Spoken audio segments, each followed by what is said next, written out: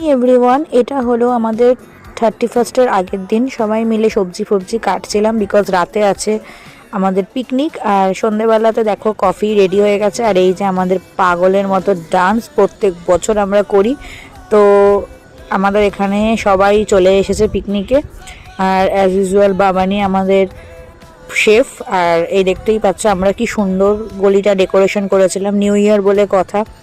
এখানে আমরা দাদা টাদা সবাই মিলে সব সুন্দর ডেকোরেশন করেছিলাম, কেমন লাগছে জানিও। আর এখানে আমরা তো খুব এনজয় করেছি। তারপর সবাই মিলে একটু ফটো তুললাম এখানে। তারপর আমাদের মেনুতে ছিল কফি, সন্ধেবেলা আলু বিরিয়ানি, চিকেন কষা আর নলেন গুড়ের রসগোল্লা।